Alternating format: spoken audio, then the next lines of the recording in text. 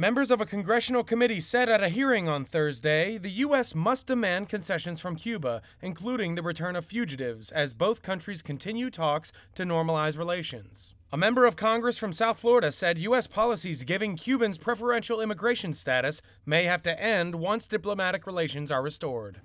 Canada doesn't agree with us. They are a strong ally. Colombia doesn't agree with us. Brazil doesn't agree with us. Chile doesn't agree with us. Peru doesn't agree with us. In fact, they say that that is the one thing the United States standing by itself has been a hindrance to working with everyone on the Western Hemisphere.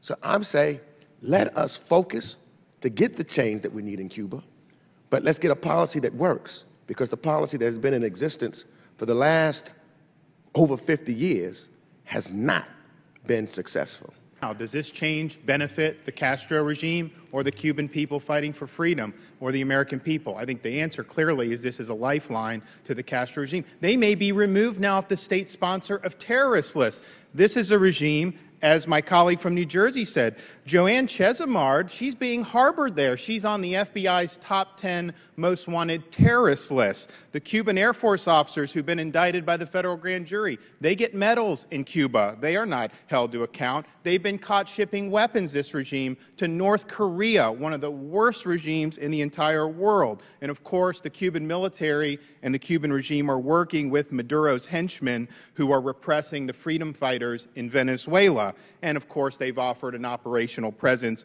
in Cuba to Vladimir Putin's Russia. We've seen that, obviously, before in the past. So what exactly have they done to cause the U.S. to remove it from the state sponsor of terrorism? Nothing. My friend on the other side of the aisle says we need to work multilaterally. These are unilateral concessions that this regime has done absolutely nothing to earn. And I yield back.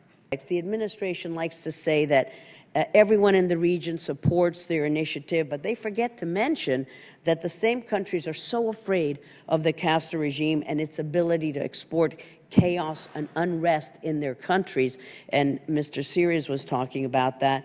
Instead of the administration caring so much about this failed policy and how it will benefit the region, don't you believe that this new initiative is really sending a message to our allies in the region that we no longer rate democracy as high, we no longer care so much about the rule of law, human rights as highly as we used to, because now we've broken all of that and said everything is fine. Everything is fine in Cuba. And is that message not detrimental to U.S. interests in the region long term?